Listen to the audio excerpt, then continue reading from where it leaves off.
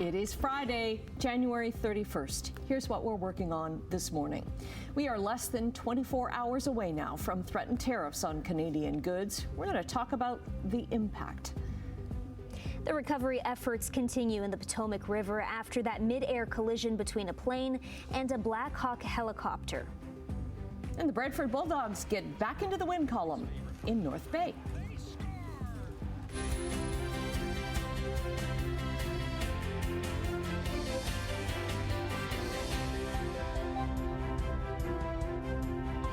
Good morning. Thanks for joining us. Thanks for sticking with us all week. Yes, for the whole week. TGIF. I won't have to set the alarm so early next week, which will be nice. Louis will be in next week, yes. all of next week. And Brian, it is finally the last day of January. Finally. Yes. Can I say it? Yes. The 31th of the month. There we go. You don't get to say that very often. Yeah, I can't be here tomorrow to say the 1st of the month, so it's the 31th of the month. Yep. And Kelly, thanks for putting up with us for the week. Oh, it's been my pleasure, Brian. Well, it's been great having you. We've got some cloud cover, but you know, we've got mild temperatures here this morning. It is very mild. It is. We're +2 right now. You think yesterday morning we were -11 with wind chills around -18, 19. So a big difference today. Now, we are going to get precipitation today. And the problem is with the temperature fluctuation, we could get, well, we're getting some light flurry activity right now. It could cycle into some rain and then possible freezing rain for the day today. So we could get a wide range of precipitation, and we could get maybe a couple of centimeters of snow as the temperature starts to dip a little later on. So, but tomorrow, beautiful sunshine, but it's back to cold temperatures, and we'll talk about that coming up. Want to have a quick check on traffic. 403 Waterdown Road looks pretty good at the moment, and usually on Friday, volume's a little bit lighter, so that looks good. Right now, I'll show you some MTO traffic cameras. Centennial Parkway, Toronto-bound lanes heading away from us on that. Top of the Burlington Skyway Bridge looks good. Walker's Line, nothing to see through our camera range this morning, all the way around the Horseshoe. We'll look at weather and traffic, of course, coming up in detail in a few minutes. Right now, the news. Thanks very much, Brian. U.S. President Donald Trump has given no indication that he's backing down on his threatened 25% tariffs on Canada and Mexico. They're set to arrive tomorrow. Simone Gavros joins us in studio now with more on how this is going to affect us. Well, Annette, 3 federal cabinet ministers are in Washington right now to make one last attempt at stopping U.S. President Donald Trump from imposing these devastating tariffs. But Trump has doubled down on his intentions to follow through with his plan. Here's more from President Trump yesterday in the Oval Office on his latest executive orders.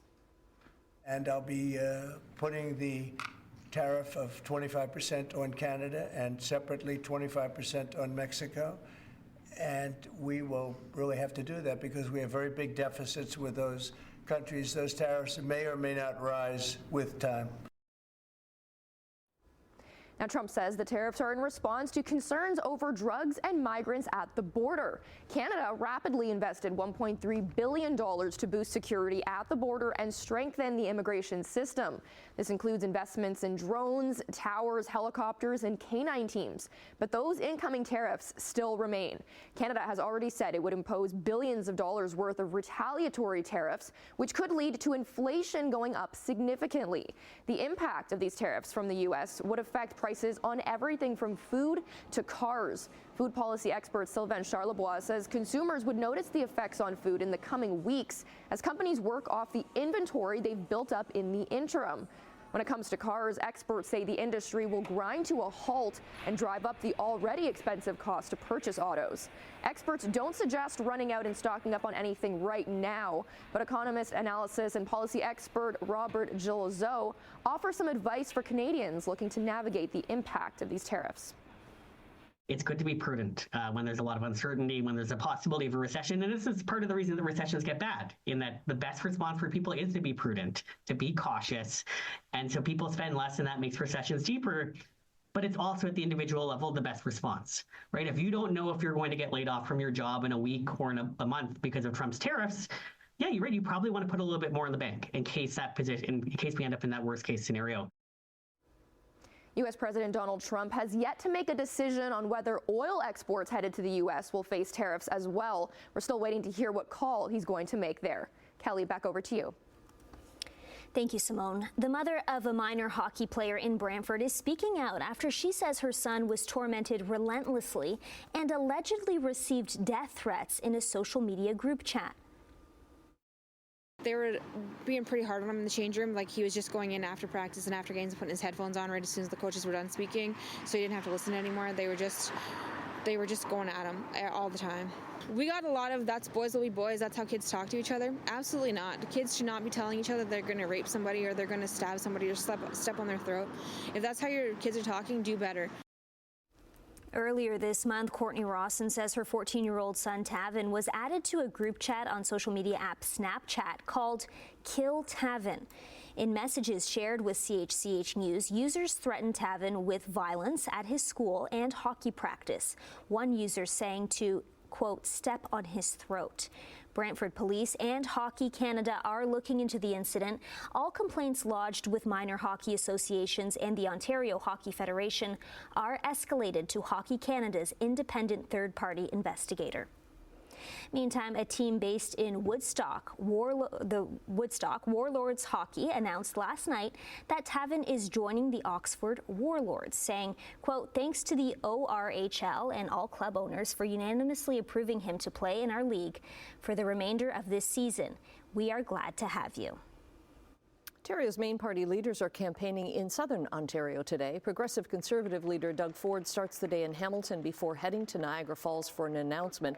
In an exclusive to CHCH, the mayors of Niagara's three largest cities have officially endorsed him, praising Ford's approach to local issues. Mayor Jim Diodati of Niagara Falls says Ford is responsive, accessible, and follows through with action, pointing to key projects like the new South Niagara Hospital, GO Train expansion, and Niagara District Airport. In St. Catharines, Mayor Matt Cisco emphasized Ford's commitment to the economy and workforce, particularly through infrastructure investments. And Mayor Frank Campion of Welland says Ford's government has been crucial in supporting families, creating jobs, and securing funding for Niagara region. Now, NDP leader Marit Stiles is going to be campaigning today on day 3 of this campaign in Windsor. Liberal leader Bonnie Crombie is set to make an announcement in East Toronto.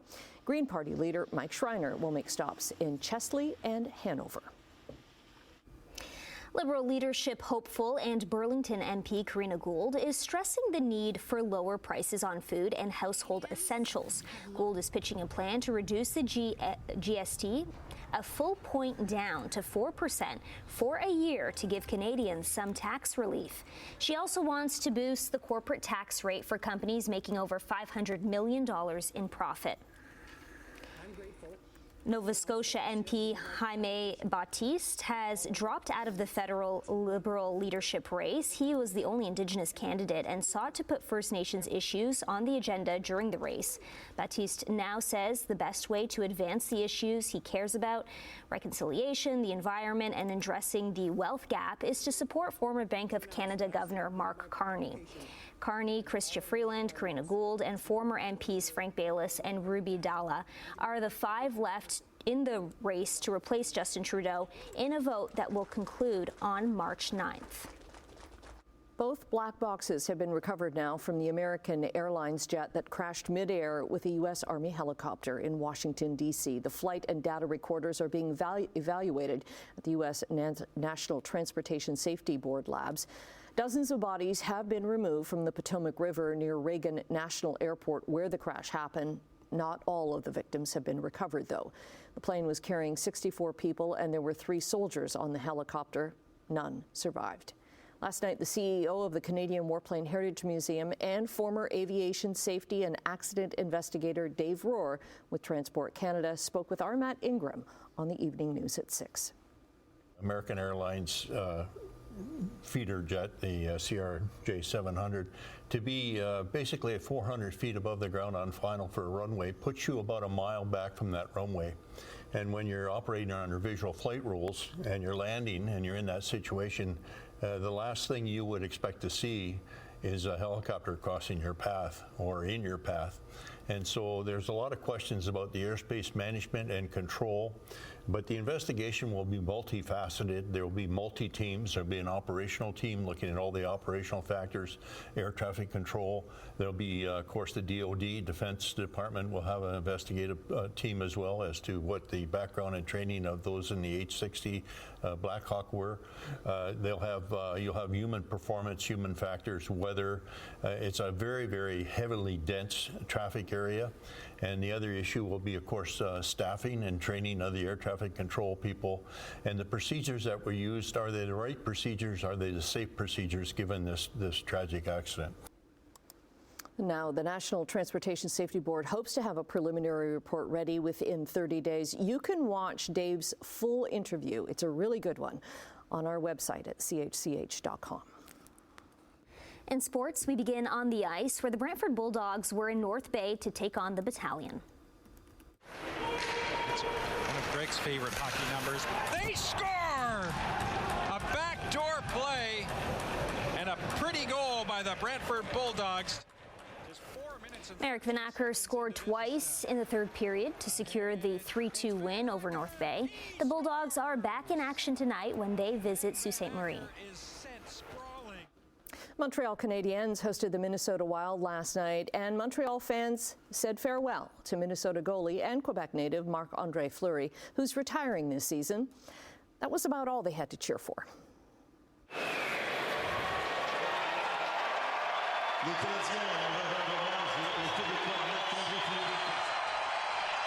And in his final start at the Bell Center in his home province, it is a shutout for Marc-Andre Fleury. Fleury made 19 saves in that final game in Montreal, picked up his third career shutout at the Bell Center. The Wild won 4-0. Chabot drifting in. They find him in front. Chabot on a roll. In shoots, scores! Thomas Chabot on his birthday wins it for Ottawa.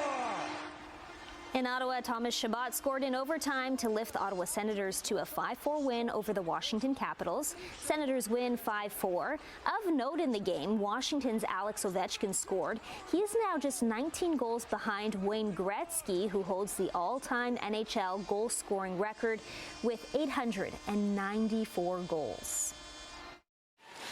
Dalton is back. Slow pass. Didn't quite ring out there. Centering pass in front. They score. Watts has tied up the game. In the PWHL, the Toronto Scepter's Darryl Watts tied, scoring the tying goal late in the third period in Montreal. Laura Stacey had a goal and 2 assists as the Victoires beat the Toronto Scepters 4-3 in a shootout. Pitchers and catchers report for spring training on February 9th, and the Toronto Blue Jays will have a new face in attendance. Pitcher Max Scherzer has agreed to a 1-year deal worth $15.5 million US. The deal is pending the results of a physical. He has been bothered by a couple of injuries that put him on the disabled list last season.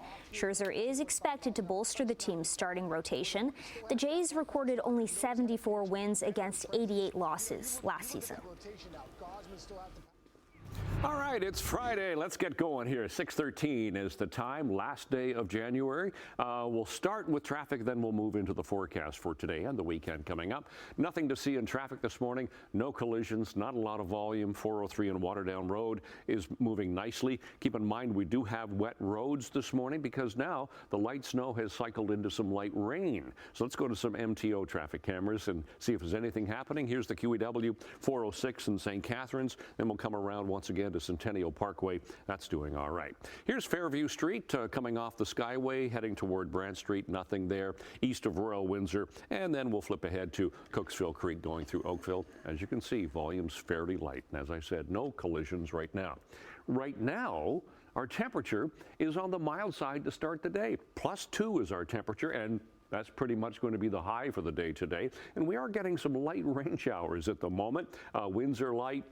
There's no wind chill because the temperature is on the plus side, so it's a little damp this morning, but at least it's mild stepping out the door. For school today, that's the way it's going to be. 2 degrees. We'll get some mixing precipitation, some rain this morning, maybe some snow a little later on, and we could even get some freezing rain. That's not out of the question either, and we might even get a couple of centimeters of precipitation. So we've got this low pressure system going by us just to the south. That's going to give us a mild day today, and then then a cold night tonight. That wind shifts around and we get some precipitation today, and then the skies will start to clear and we'll have a lovely sunny day tomorrow. So today, maybe a couple of centimeters. Temperatures 2, 3, and 4 degrees, depending where you are. Winds will be fairly light, which is good. But it looks like a couple of centimeters for Hamilton, Niagara Falls, Brantford as well. Tonight, look at these temperatures. Dip back minus 10 to 13 degrees. Again, maybe 2 to 4 centimeters, particularly for the parts of the Niagara Peninsula tonight. Otherwise, skies will be clear. They'll clear overnight. And then tomorrow, into the sunshine. But it's going to be a chillier day tomorrow. Minus 7, 8, 9 degrees, even minus 10 for Guelph. But at least it'll be a nice, bright, sunny day tomorrow. So out the door, 31st of January, with temperatures on the plus side, +2, so mild start. We do have some light rain at the moment. We'll look long range coming up. Annette, Kelly. Okay, thanks very much. Right after the break, we're going to check in with Emily Vukovic. She's back from her travels all over snow country in Ontario, and we'll chat with her in Chit Chat. Also in business news, Walmart Canada set to open several more stores.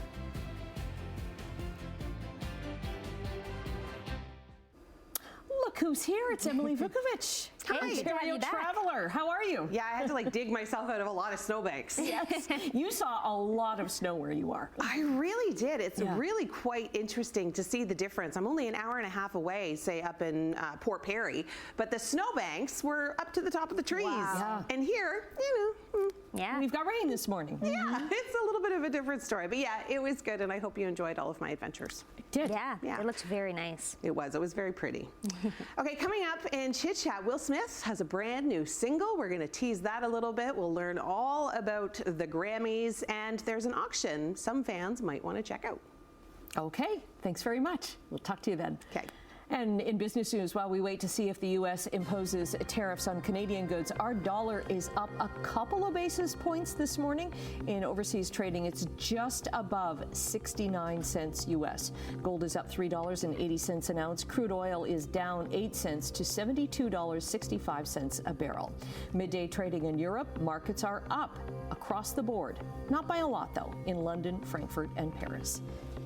Over in Asia, the Tokyo Stock Exchange gained 58 points. Markets in Hong Kong and Shanghai are still closed, though, for the Lunar New Year holiday. And in North American markets, good performances in the technology and base metal sectors. That helps to lift Bay Street to a more than 300-point close yesterday. The Dow rebounded up 168 points, and the Nasdaq added nearly 50. Walmart Canada is set to spend $6.5 billion over the next 5 years to open dozens of new stores, including one in Oakville. Walmart says this will be the biggest investment since it came to Canada 30 years ago, but won't say exactly how many locations it will span. It says new stores in Port Credit and Oakville will open later this year, and a distribution center will open in Vaughan. It's expected to launch in 2025 as well. 3 new stores in Calgary, Edmonton, and Fort McMurray, Alberta are due to open by 2027.